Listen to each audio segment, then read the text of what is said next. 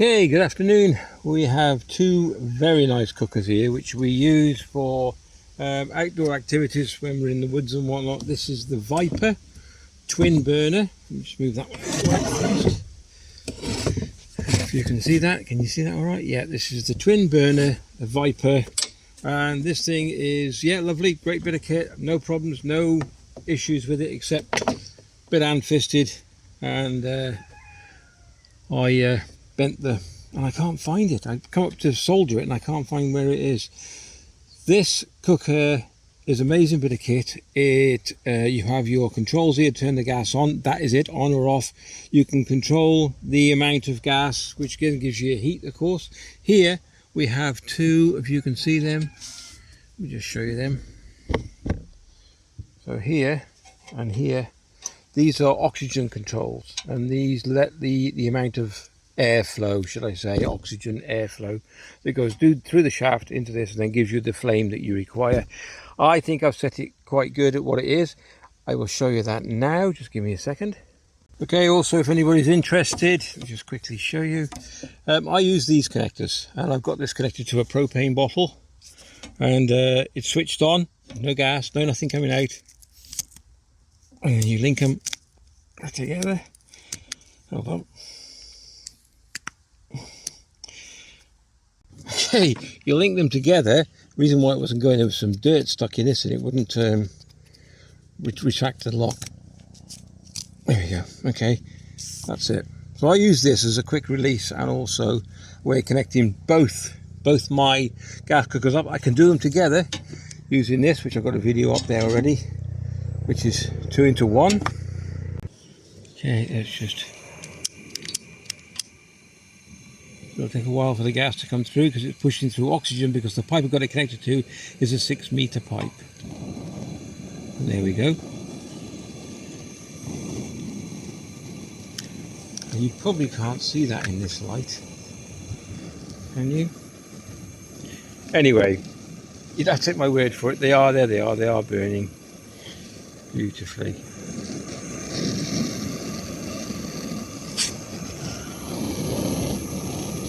And to alter them, you alter this screw here, and then that's your gas control there. This is your oxygen, and the more you put it in, you'll see the flame go very, what should I say that, sloppy, yellowy, not as fierce. Take it out, you can hear it change and becomes more fierce. And that's it really. These are very good, excellent cooking outside, camping ones. Love them. Right, so just turn them off for a sec. There we go. Okay, so this one is a single burner, and it's a lot bigger, as you can see. Okay, now I had a bit of trouble with it, and I'll explain that in a minute. So the same principle with this one, same connector. Oh, I've got that stuck now. So same thing, in, and then lock it into position, and that's it. And then I'll explain in a second. I'll just show you this working. It should work okay. And there we go. And then on full with that. And the oxygen control on this is the slide. I've got that set right, so I don't really want to alter it. But I'll explain something now. I did it the other day, and every time I switched it on or off, I got a blowback. Now you should get a slight, I might get a bit of a slow blowback when I turn it off. If you listen, get a bit closer. All right.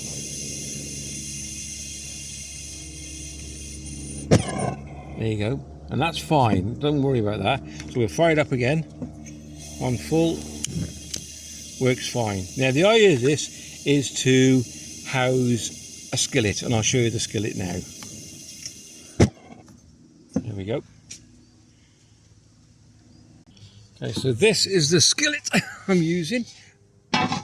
You can see why I need a big base for it. Now, we did some cooking on this with Jane, and one of her friends came over from Denmark, and she loved it. And what we did, we got it nice and hot. We cooked 3 massive ribeye steaks in the middle, and before they overcooked or got sort of, we like them rare, you bring them to the outside.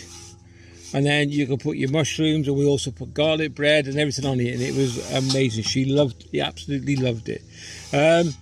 Now these are based on, so I believe, the old ploughs. You know, the ploughs that go through the field, and then they sort of line up, and then they turn the soil over, ready for next harvest, or well, the next seeding or you're doing. And they reckon in the old days one of these would fall off. They'd clean it, put it off, and then all the farmers then would have their lunch cooked on it on an open fire. So that's where this sort of shape came from. And there we go. A little bit of useless information for you. It comes with legs, by the way. If anybody's interested in this thing, it's huge. That's my hand, so you can see it's quite a big one. It's got 3 legs as well that comes with it. I'll put a link in the description down below. Now with this cooker, I thought there was something wrong, so I ordered another part, but what they sent is well, whatever. That's what you want to send me, that's what you want to send me. Anyway, it's not a paper boat or anything like that. So here, I was getting a massive blowback, and I was thinking, you know, there's something wrong with this. So I took all this apart. This will come out, so you undo that. I take your pipe off, you take off this nozzle and your jet, and inside there is a jet. Undo the jet, take it out and clean it, because it was full of rubbish. I don't know what was in there, because we haven't used it for a while. So I don't know if I can show you that jet. If you can see him. I don't think we can. Possibly. There it is, look. There's a bit of a light on that. There he is. That jet there. Oops, out of focus. Back in focus. That jet. So once you took all this off, I undid that, took it out, and got a little bit of, you can get a needle or whatever you want. I used a wire brush and just used a few strands and clean that out. No more blowback. Works perfect now. Okay. And because we have quite a few family up here, barbecues and whatnot. So when I bought these cookers, I thought, well, we need more than one. So we use the skillet on that one, and we get the Viper. There you go. That's the Viper. So I thought, we're going to cook. We did this the other day. We're going to do quite a bit. So I then made up this. Okay, to run both cookers at the same time. So what you do then, you undo both the cookers. Comes apart. Right, put that like that. Then what we'll do then, we'll hook both cookers to each one of these. Okay, so I've got a splitter. That's it. And then, so if you now look, we got all that done. Now these have got taps on, so I can control each individual cooker. And then we get the main pipe coming in. And pop him in, and there we go. I'm not too sure whether these are on or off at the moment, so hence I've got the taps on. So I presume let's have a listen. Which one's that? Let me just turn that off. Yeah, so these two are on like that now, so they're like parallel. Okay, so let's give it a go. Okay, that's number 1 burner, and now you can get 3-way, I believe, but I thought no. Oh, turn him on a bit more. That's what I mean by blowback. You do get a bit sometimes. I'm not worried about it. Turn it on full.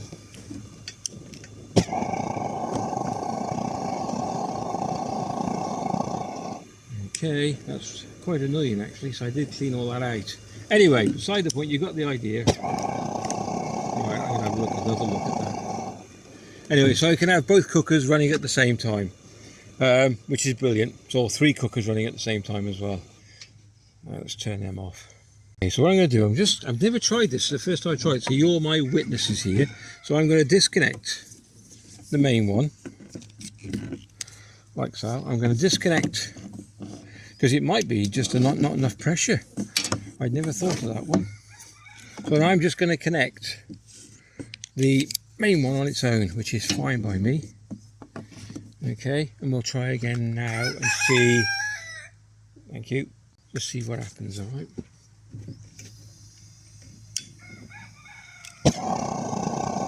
If anybody's got any ideas, because I love this thing, it's only just started doing it.